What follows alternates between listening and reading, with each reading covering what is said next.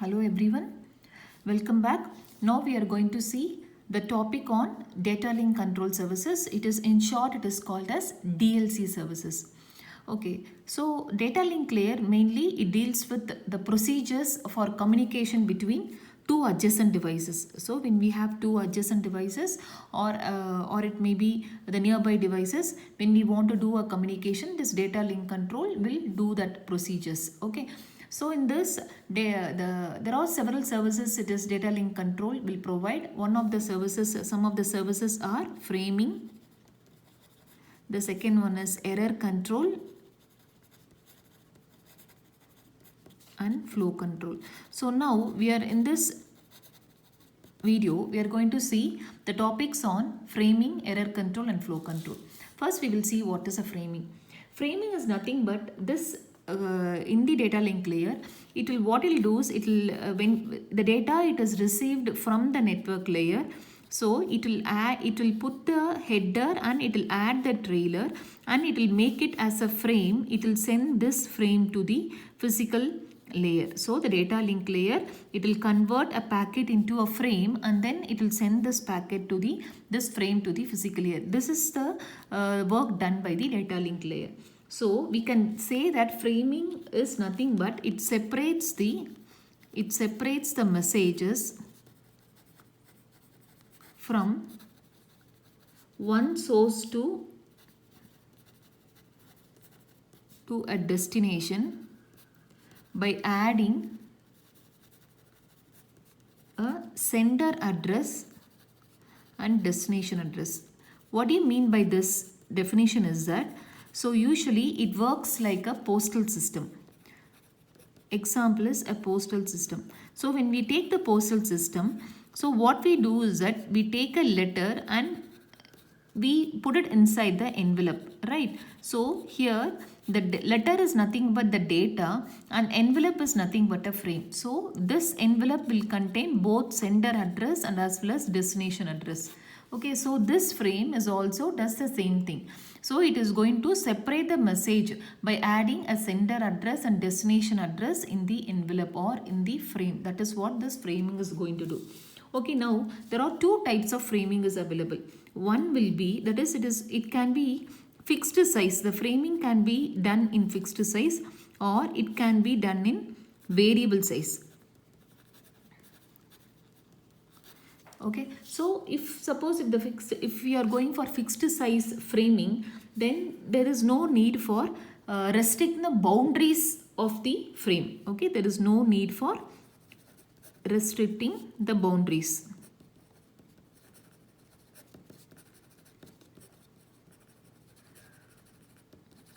Okay, the best example for this is WAN, wide area network WAN. Okay, in variable size what happens is that we need to restrict the boundaries. So here, since the size of the frame is not restricted, so there is we doesn't know where it is going to start and where it is going to end.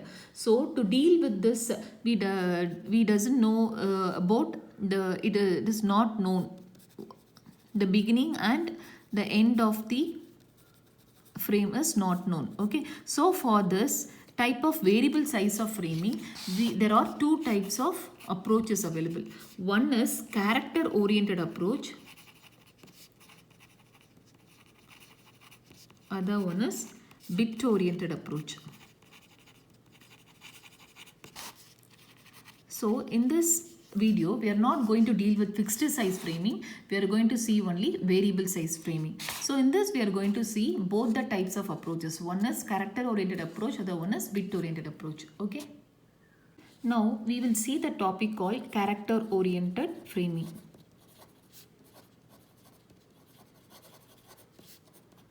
So what is character oriented framing? How does a frame inside this character oriented framing will look like is? So we have the data.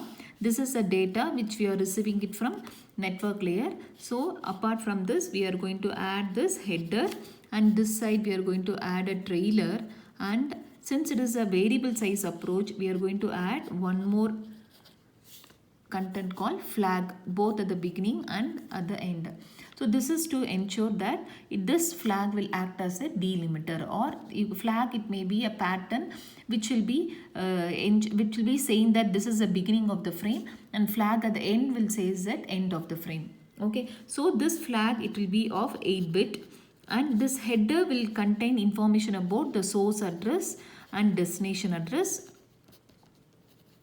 and this trailer will contain information on error detection bits. So this will contain information on error detection and correction, and this flag will be 8-bit pattern. This is a 8-bit pattern. Okay. So in character oriented approach, so when this is the data, and you have the header here, and we have the trailer, and we have the flag here. Okay, so when the pattern or the information which is used in the flag should not be a part of data. That means that if the flag contains some text information, the same text, if you are going to use it inside the data, so what happens is that when the receiver, when it is receiving, it will this same pattern, if it occurs inside the data, it will stop taking the next data. It thinks that it becomes the end of the frame, so it stops getting the next data. So what happens is that this information will not be sent properly, only half of the data will receive. So to avoid this type of a problem, we are going for byte stuffing. So what do you mean by byte stuffing is, okay, so here this is the data we are getting it from network layer. So the data contains a flag, okay, and then it is also having one more character called escape character. Okay, so this is the data we are receiving it from the upper layer.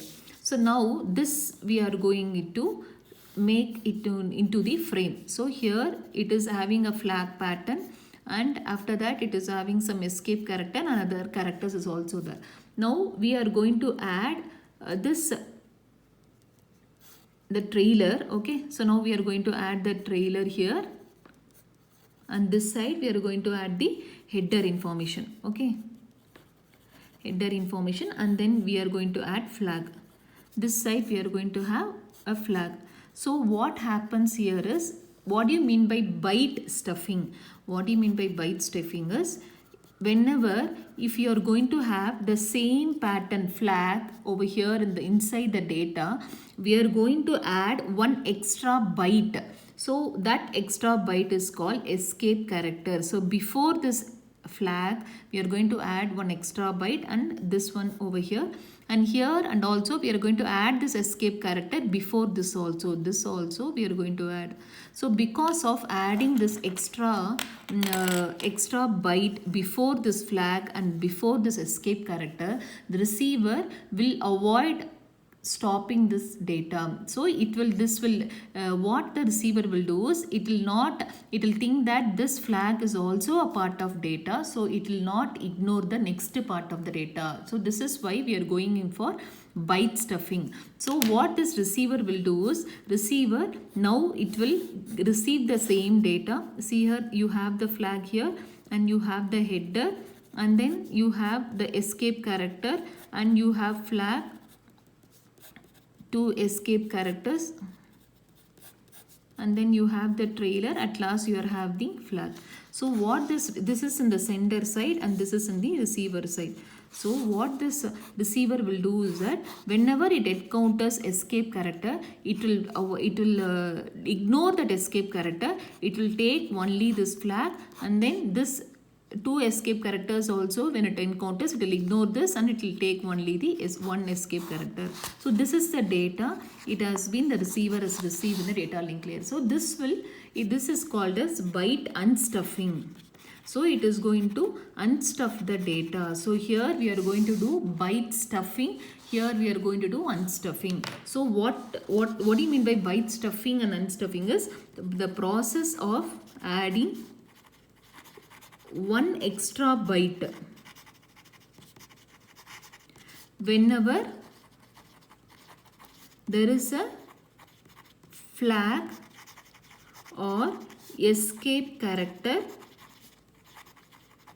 in the text. So in the text, so whenever inside the data, when it is encountering this flag or escape character, so flag or escape character, it is going to add one extra byte, that is escape character will be added in front of this flag and as well as in front of the escape character. Why we are going to do is that to avoid the receiver to ignoring other characters, to avoid that process, we are going to add like this. This process is called byte stuffing. So byte stuffing is nothing but it is a process of adding one extra byte whenever there is a flag in the flag or escape character in the text. So in the whenever it encounters this flag or escape character in the text, we are going to add one extra byte.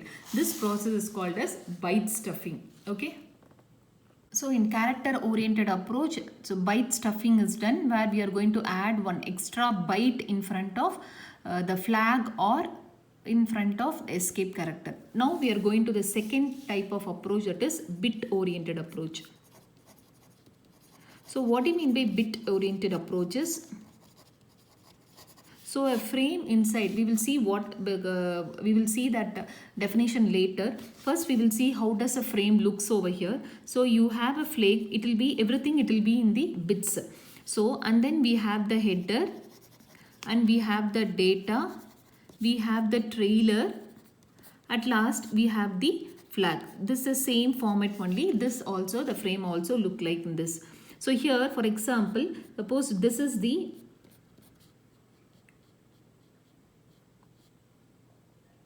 okay, so this is the bit which is the flag is having 0, 6 ones and then 0. So totally 8 bits are there, and you have the header information, data information if it contains like this.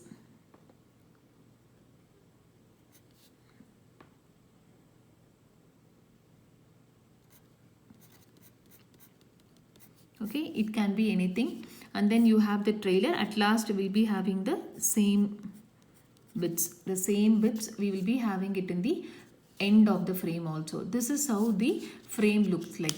So suppose we are going to see one example in bit oriented approach. So in this bit oriented approach, if you are going to, if you think that we are having the data like the 0 0 0 1 2 3 1 4 5 6 7 7 ones, then you are having 00, again we are having 5 ones, 0 1. Okay, so now again 3 zeros. This is the data we are receiving it from the data from the upper layer. So data from the upper layer we are having like this.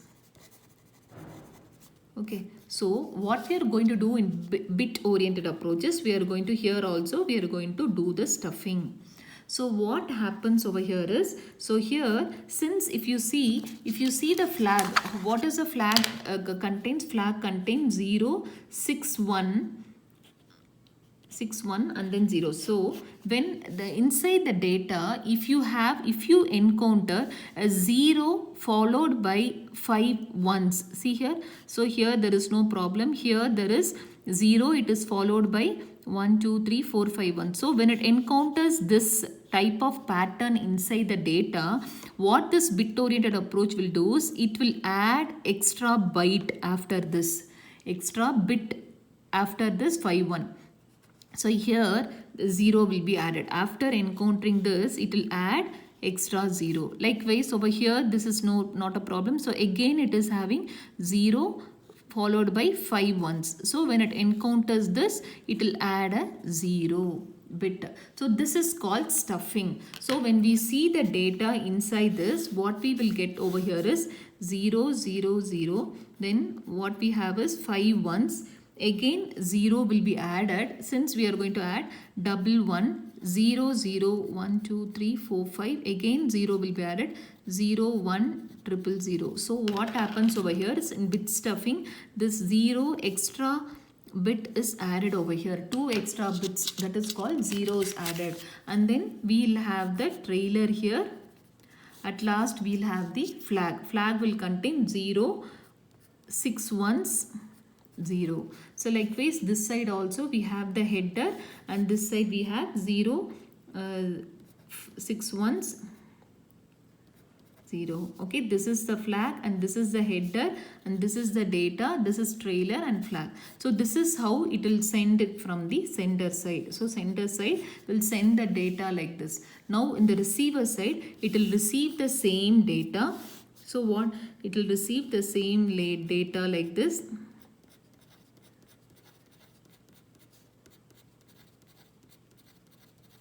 So you have the trailer and you have the 0610. Okay, this side header and you have the flag here. This is the flag. So this is your receiver side. So now what happens is that stuffing is done. So the receiver has to remove the extra bits. So now unstuffing is going to be done. What do you mean by unstuffing is it will remove the extra bits. So what is extra bit? This 0 bit and this 0 bit will be removed. So now the data will be like this 111 0.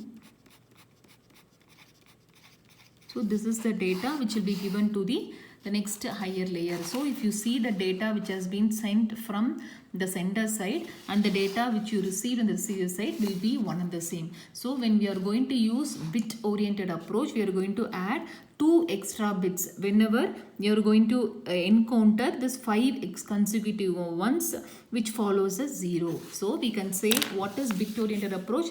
Bit oriented approach is the process of adding one extra 0 whenever 5 consecutive ones follow a 0 in the data. So whenever this 5 consecutive ones follows a 0 inside the data, we are going to add the extra bit called 0. So why we are going to do is that so that the receiver will not mistake the pattern. So that the receiver, so to avoid mistaking the pattern, we are going to do like this. Does not mistake the pattern.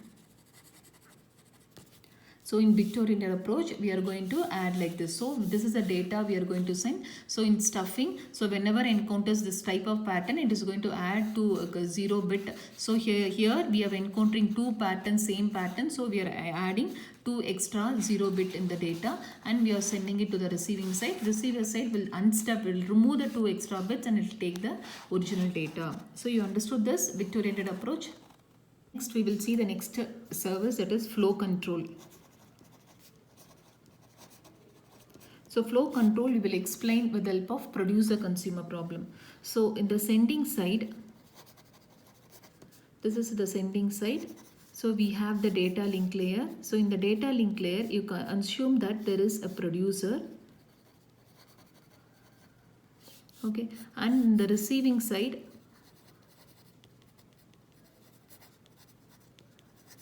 in the data link layer, you assume that there is a consumer. So what this producer will do is, producer will produce the items and it will send those items to the consumer. Consumer, what it will do is, it will consume the items and it will send it to the next layer. That is, here the producer is nothing but, so it will prepare the frame and it will send those frames to the consumer. The consumer has to decapsulate the frame and those frames will be sent to the next upper layer. So here what happens is that if the producer produces it fastly and if it sends more number of items to the consumer cannot able to do that process. So some of the frames may get lost. So in that case, and also in one more case, what happens is if the producer produces items very slowly, so then the consumer consumes it. So what happens is that consumer has to wait till the producer produces items. So there should always be a flow control between the producer and the consumer. So this flow control will act as a balance between the producer and consumer. What flow control should do is, if the producer is producing the items very fastly, the consumer has to say this, it has to stop producing the item. It has to say the producer to stop producing the items, or it will request for slow down the pushing process, slow down the process of pushing the frames. So here the frames are pushed. So once the frames are ready, they are pushed. Okay, so pushed from the sending side and receiving side. So what happens is that there should be a flow control between the producer and consumer, so that there should this flow control will ask the producer to slow down the process, or it will ask to stop producing the items or start pushing the frames. This is called flow control. Okay, and we can also have the buffers. Okay, what do you mean by the buffers is that in the sending side we can have the buffer, and in the receiving side also we can have the buffer. So when in the sending side, when it is producing the items, if you are having the buffer, so once the items are ready, they will be put into the buffer. So all the items, it will go in first out order. So when the first frame, when it reaches this buffer, it will go to the receiving side. Receiving side will put it inside the buffer. So it will take one by one. It will take one frame from the buffer, it will consume it items. So to avoid this type of the flow control, there is this avoiding to avoid the loss of the frame, we are going to have the buffers in both the side, in the sending side and receiving side. Okay, so that's all about the flow control. Now we are going to see the topic called error control. In error control, we need to make sure that the receiving side should not get any corrupted packet. So for example, suppose in the sending side, usually it will be transmitted, it will be physical layer will convert into bits, and it will be again it is converted into signals, and it is transmitted to the transmission medium. So through the transmission medium, the signals will be sent. The receiving side, signals will be received like this, and again it will be transferred to bits, and from there it will be sent to frame and to the next upper layers. So what happens is there is so many chances of occurring errors inside the bits. So we will not receive, when you are passing into the transmission medium, we will not receive the same signal as we have sent through the transmission at the beginning of the transmission medium. So there will be some error occurs. So what data link layer should do is that to take care of this error control, this is the process. This is also one of the services done by data link layer. So what I have to do is we need to prevent the receiving node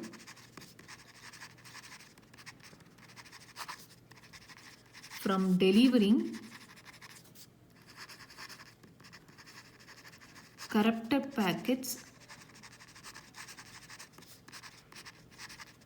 to its network layer. So we need to prevent the receiving node from delivering corrupted packets. So this when it is transferring this bits to the upper layer, we should make sure that there is no error inside. This is the service done by error control. So for doing this process, error control, it is going to follow two methods. The first method is, it is going to follow two methods.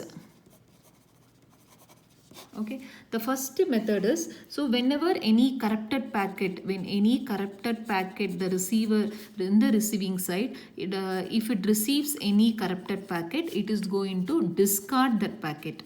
Okay, it is going to discard the packet, and it is asking the sender to resend it again. And if the packet is not corrupted, it is going to deliver the packet or deliver the data deliver the packet to the next upper layer, that is network layer. This is the first method. The second method is that, so when it is receiving, when the packet is corrupted, it is going to discard the packet, and if it is not corrupted, it is going to send an acknowledgement to the sender side. So when we are going to send the acknowledgement, it means that the data has been received properly. So when acknowledgement has been received from the receiver to the sender, it means sender make sure that the data has been received properly and it is not corrupted. So there are two ways you can follow you can ensure error control. One is when the corrupted packet, if you receive, you are going to discard, and if it is not corrupted, you are delivering as it is to the network layer and you're not going to do any you're not going to send any acknowledgement. The second step, you are going to send an acknowledgement. So you are going to follow these two methods in error control. The last one is it's a combination of flow control and error control. So what we are going to do in combination of flow control and error control is, so in this acknowledgement will be sent. This acknowledgement itself, it is a combination of flow control and error control. So this acknowledgement itself, it has been, it makes sure that there is no error, and it is also the proper flow control is maintained between sender and receiver. Okay. Now we will see the difference between connectionless protocol or connection oriented protocol. So DLC, data link control, can be either connection oriented or connectionless. You can follow either a connection oriented one or connectionless protocol. So what do you mean by connection oriented is there will be a logical connection. It will be there between the two nodes. There will be a logical connections will be there.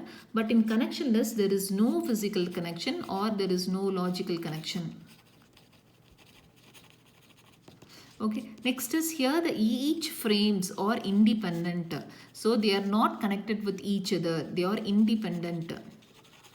So here they are dependent. That means each frame will be dependent on the other frame.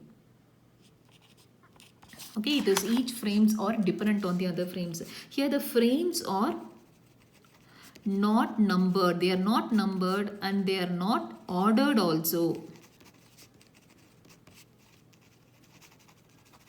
So here the frames are not numbered and ordered. Suppose you are sending the frames from sending side. So each frames are independent. So they are not numbering will not be given and there no ordering will be done in connectionless protocol. Here in connection oriented, frames are numbered